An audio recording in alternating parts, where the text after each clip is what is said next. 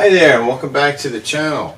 So I had intentions of recording guitar today and yesterday. I actually came up here yesterday, set up the microphones. I had stereo set up and did a whole video about the setup, and then started tracking and just realized that I wasn't really nailing the part, and I needed some more practice on it. It was a little harder than I thought it was going to be as far as execution goes.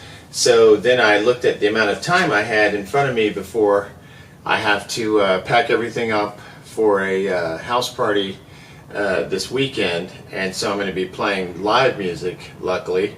And so I decided to, instead of trying to spend a little bit of time I have left rushing, I'll spend the time I have up there working on that song too, just like practicing when we're between stuff, and just continue to practice the little riff so that when I come in here it's going to be easy to do.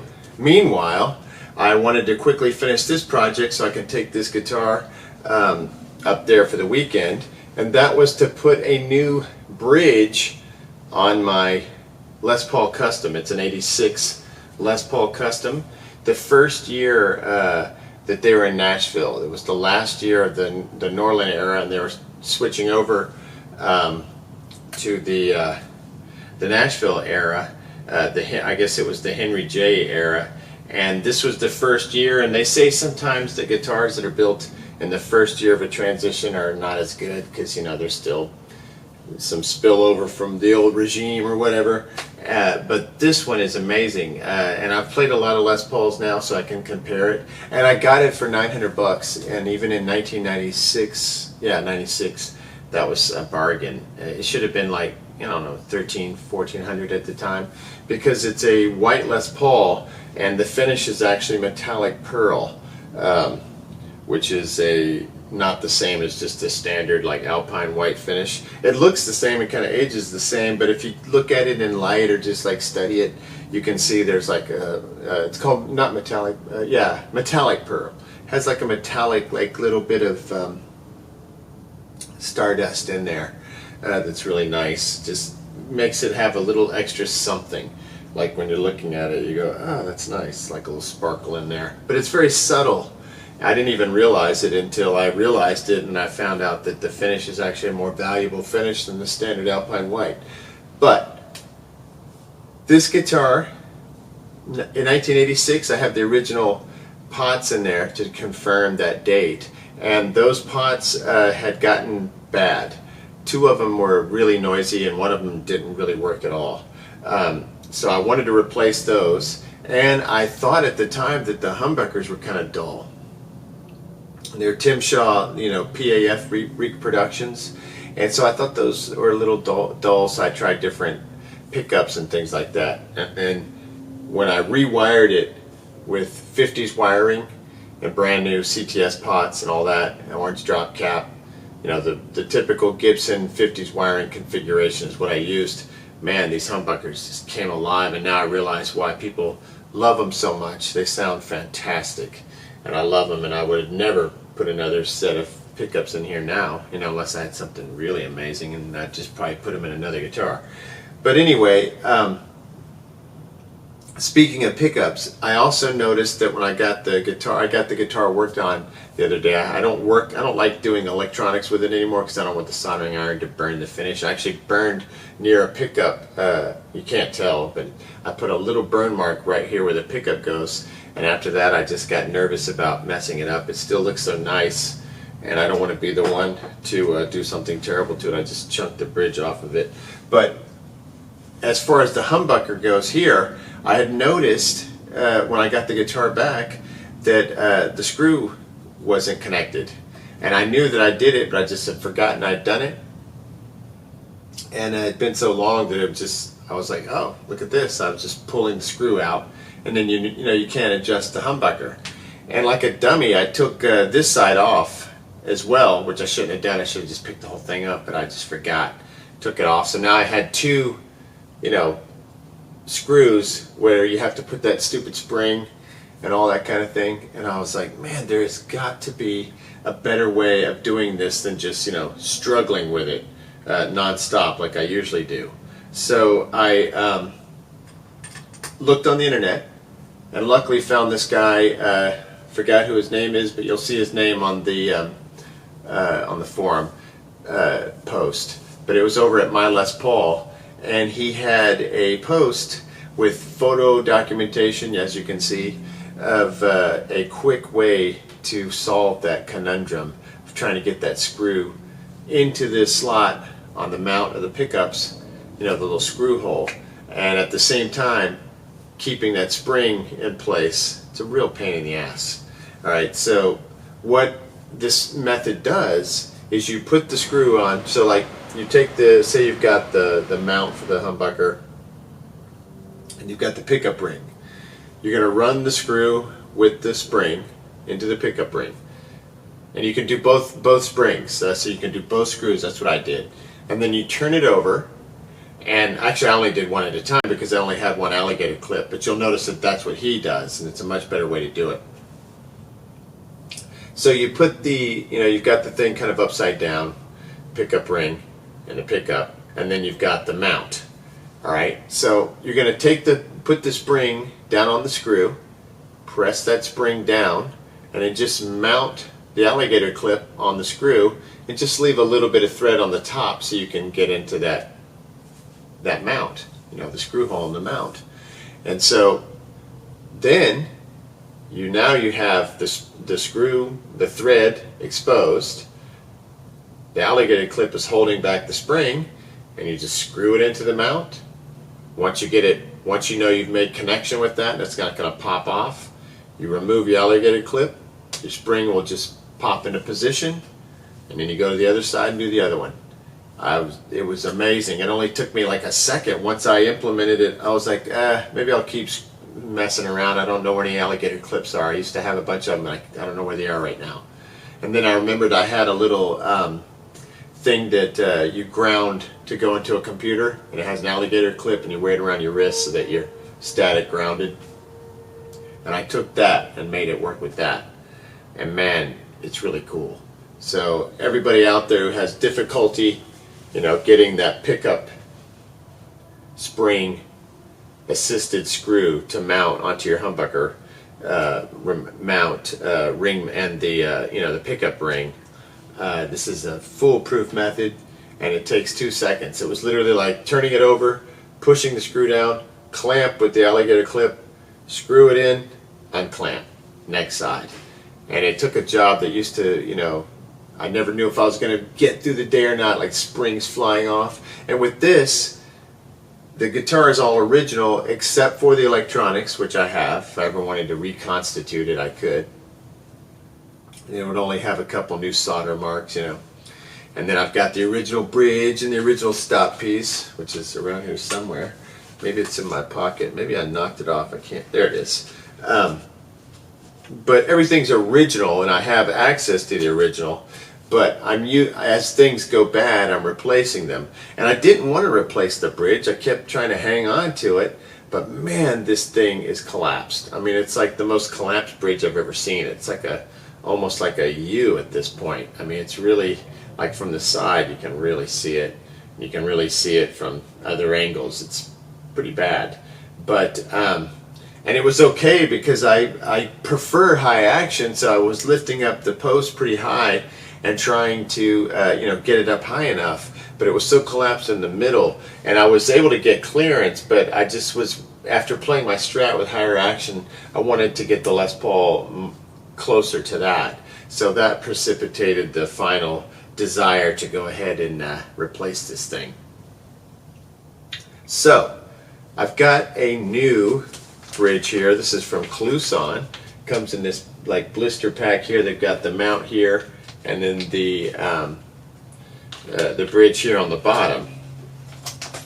Take this apart, and what I'm going to do is, so when I got this thing, I had intended on keeping these posts, but I'm looking at them now, and I believe that these posts might be, yeah, they're bent. I guess because the bridge was collapsed, which, you know, so here's the bridge here, like a straight thing. It was more like this, which I guess was putting pressure on the posts and pulling them inward.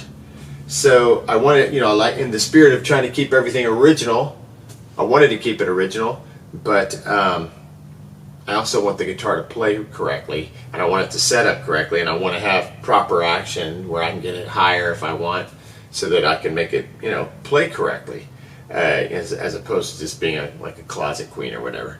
So I'm going to go ahead. I wasn't going to use these. I was just going to drop the bridge on, go about my business.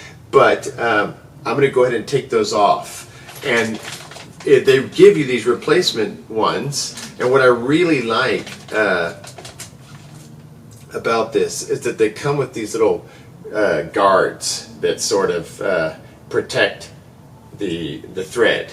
So what I can do is take off my originals, put the guards on, put them in the case with all the rest of the original bits, and then, you know, off and running with the new part.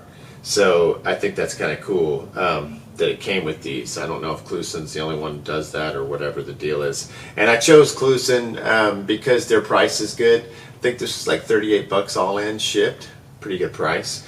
And it does not, I don't think it has the retaining clip, and I don't like those. The one that I have, the original bridge, does have a retaining clip, but it doesn't make any noise. Every other bridge I've had that had the retaining clip rattled.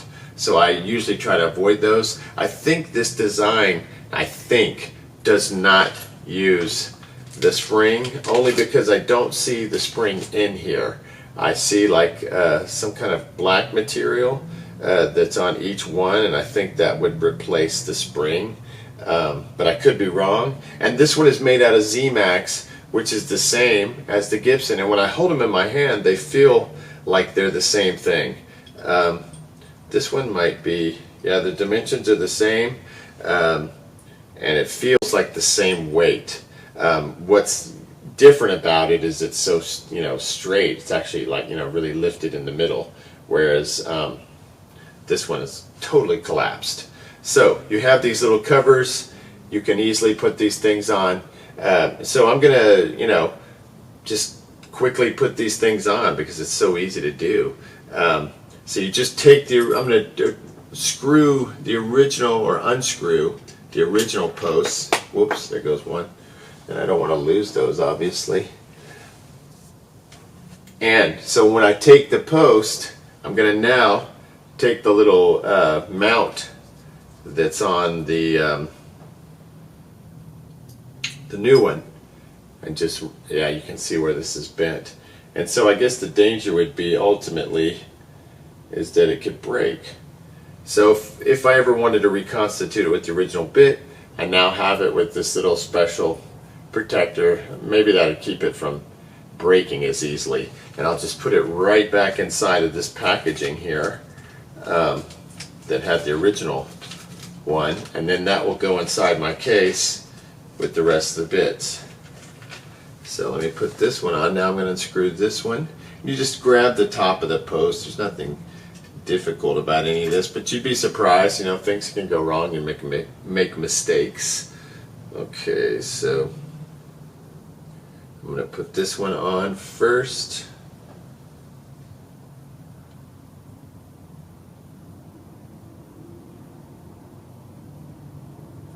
Okay, so you just kind of screw it on, nice and easy, and then you can just lift it up again. It's really, feels like it's well made, nice and snug. Okay, and then I'm going to take the other new one, take the little shield, the little guard off, put it on this one. Yeah, you can really see how bent it is. You won't be able to see it on camera, but I can verify that that's why it was, the posts were leaning in so much.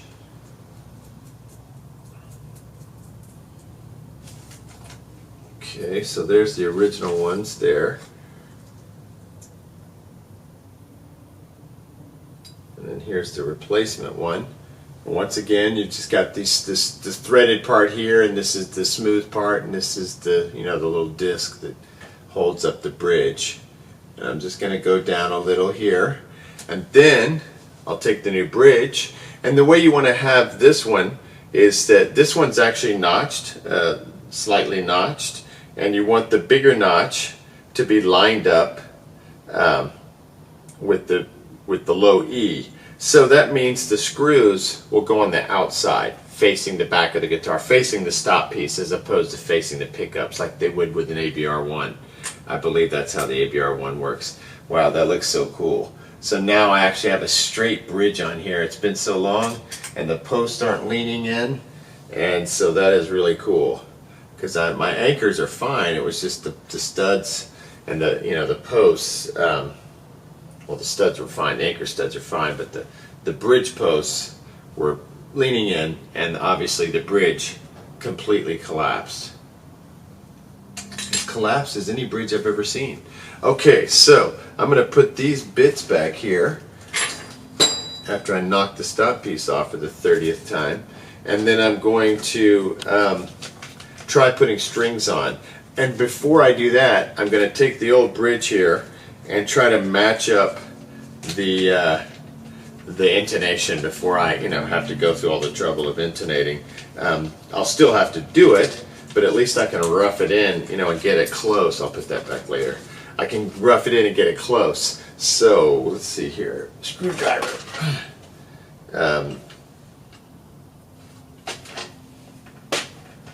Let me get off camera for a second, get everything set up, and I'll get some closer shots of all this to show you what I'm talking about. Hold on one second. Okay, since I stopped the camera, I got the bridge on, and all I really did was I just tried to match the intonation as closely as possible. I can tell that it's not going to, be perfect, but as far as height adjustment goes, as far as intonation goes, those are just going to be like finishing touches. I just put the E string on, so and it's pretty high. Like the action is high, like I wanted it to be. So now it's just going to be a matter of getting all the strings on and then fine-tuning those intonation adjustments. Because like I said, I matched up the old bridge, close, not completely, but I just got the saddles sort of in the same position as the old one. I'll just show you real quick. I'll show you one string and then I'll slap the rest of the strings on. This was a stringing method I learned via Martin, and I also learned through a guy who, I think from New Zealand, who uses it for all of his trim guitars, and I use it on my Strat basically. And I've recommended it to a few other people, and even if you have the vintage style tuners, you can still do it. These tuners, the ones where you just have the hole in the middle of the post, it's a typical kind of Gibson way to do it on the Les Paul Custom. So what I do is I've got the A string here, and I'm using NYXL. D'Adrio NYXL, and these are the 1152s. It's the kind of cobalt blue pack, and the 1152 is my favorite Strat string, so I'm going to put them on these, and it seems like a good idea. The Les Paul with the 2475 scale, I like a heavier string, because I like 11s even with the Fender scale, the 25.5, but here with the 24.75, I need a little thicker string for sure. And I just want to see if I get more tone out of it like I do on the Strat. The Strat, the 1152s just give me so much more than, like, say a set of 10s like I used to play would do. Okay, so I'm going to line up the hole kind of like in an east-west configuration. Like if I'm looking down at it, the hole's going like, this way as opposed to this way. Okay. Can't see that well in here. Okay, and now I'm going to run the string through, all the way through. Make sure it's taut at the bridge in the saddle. Make sure it's in the nut slot. Kind of pull it down as much as you can. Keep that tension. Then bring it back towards you. So I'm going to bring it back around the post towards me. Then underneath the string, as it connects to the post, go underneath it so it kind of loops up underneath it. Then once you get underneath it, pull it all the way over now, and then hold it with your thumb as you wind that baby up.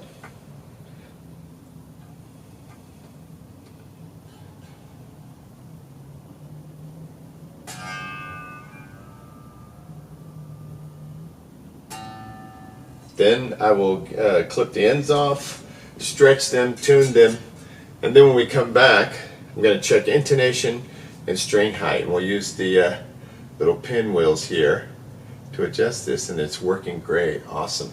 Be right back.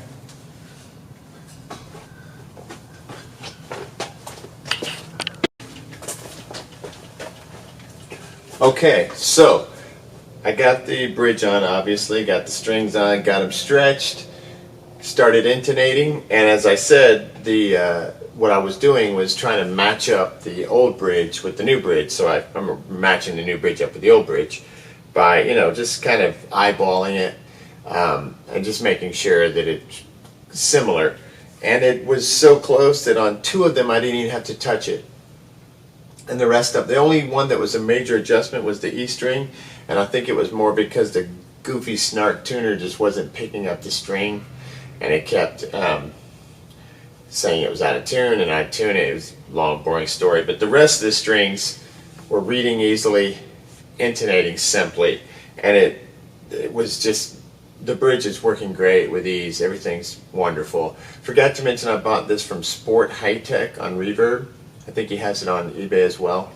I'll put up his information, but he shipped it. It got here in 2 days. I think I ordered it on like Monday. Today's Wednesday. Yeah, got it on Wednesday. Wait, today's Tuesday. So no, I think I got it yesterday. So I ordered it on Friday, got it on Monday. That's what happened. That's pretty darn good, especially these days with everybody having trouble getting things shipped and whatnot. All right, so you're easily able to adjust the intonation here from the rear. And I don't know if I mentioned it earlier, but the Faber was the one I was also looking into, and I think it's probably better. It sounds like they're really well made. But this one is very similar to the Gibson. It was 38 bucks all in, and it's working great. And I'm glad that I went ahead and put the new posts on as opposed to trying to keep the originals on there. I do believe they're bent a bit, and I was worried they might break. And these work great. Those were getting stiff, like you really couldn't adjust once you got strings on. And with this, you can adjust, quite easily with, your bare hands without having to have any kind of special tools or anything. So I see that as good. It looks great. It blends right in. It doesn't look aged like the rest of the hardware, but that probably won't take long. Gold hardware wears off fast, tarnishes, and I'm not a big sweater, but it just starts to, disintegrate pretty much, flake away. And that kind of looks cool when that happens. So this thing looks good, operates correctly, and then the sound, I don't think it's anything to do with this being different from the old bridge, but it sounds way better because the strings are the correct height above the pickups instead of being all sunk down in the middle. There was like a lack of I'm noticing more presence, more dynamics than there were there before, and I think it was because the strings were just caved in, and the deterioration of the saddles and whatnot. The little guides, the slots were pretty worn out, so that's another factor. Man, this is really cool. I'm really excited about this. I think it's great. I'm happy that it worked, and I'll just quickly, it's not really much of a demo or anything, but I'll just crank it up real quick here and show you what we have. I've got this is my GDS 18 watt amp. I've got the tone like at noon. Usually sometimes I'll crank it all the way up, but lately with my Strat and with this guitar, it's sounding good at noon. 50s wiring makes these brighter. This is an ebony board, and these are just kind of a brightish Les Paul, which is what I wanted. It originally sounded really dull, but when I got that 50s wiring in there, it really made the brightness come alive. And you can always, roll that back, whereas before it just sounded a little thick and woofy. So I needed that bright cut. So on the amp, I've got the tone on noon plugged directly in. I don't use pedals. Nothing against them. I just simplicity's sake, and I really like the way my guitars sound plugged directly in. As soon as I go into a pedal, then I just hear that pedal, and I no longer hear the magic that I was hearing from the amp. So I just don't typically use them. Not even reverb. You don't usually play 4x12s Marshalls with reverb. Some people do, but it's not really the usual sound that goes with the amp. So I don't even use that, and I don't really care or need it. All right, so I'll just play a little bit and we'll just see how it sounds. But I've got it tuned down to D also, because I like to warm strings up that way, as opposed to tuning it all the way up to concert. Just kind of work it in. Plus, I've been doing writing a song in D and practicing in D some Hendrix stuff. All right, so let's see what happens. It's nice and quiet. I've got it all the way turned down. Humbuckers are canceling the noise. My Strat would, be making just noise sitting here. So that's kind of cool. It's what's nice about a Les Paul compared to a Strat. All right, but I don't get into comparing them because I love both of them so much, and they do something different, and I have different songs. This was my first album. The entire album, my first record I did by myself, was all on this guitar. And then the new album is almost all on my Strat, except for a couple tunes that was with my Red Squire back here. Then I got the new Strat and started doing the rest of that record. So that record is the Stratocaster record. This record was the original record was the Les Paul record. All right, let's just see what a D tuned down to D is. I don't know what that would be. It'd be a whole step down, so be a C, I guess. All right, here we go.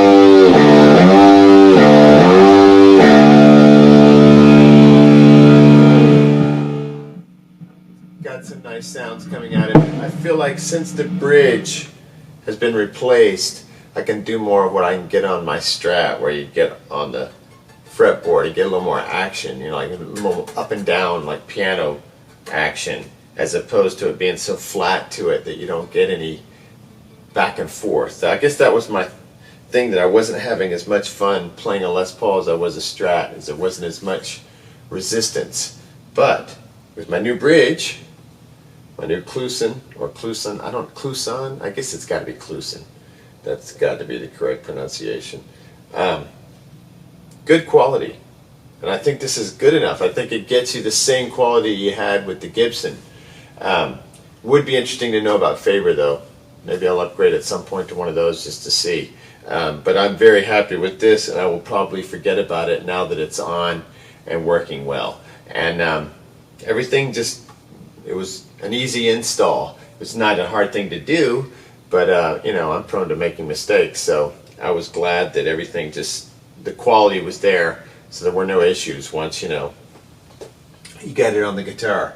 So I highly recommend Sport High Tech, and I highly recommend this Kluson bridge and posts. I will say that I do not have any kind of sponsorship with Kluson or Sport High Tech or anybody like that, and I don't do that. I don't plan on doing it. It's just not my thing. I don't want to get all intertwined with companies and then have to start doing hey, check this out. And it's not really my thing.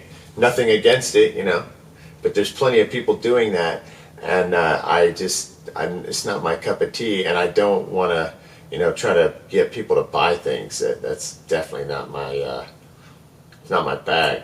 But I do like to tell people about things that I buy that are effective, whether they work well or if they don't work well. And so I like to share, and I'm basically keeping a diary of all the activities, things that happen with my guitars, things that happen with my songs, so I can go back and see what happened if I forget. And now I'll be able to go back and see that I got a Kluson bridge and I replaced the posts, and I like it a lot. Next time.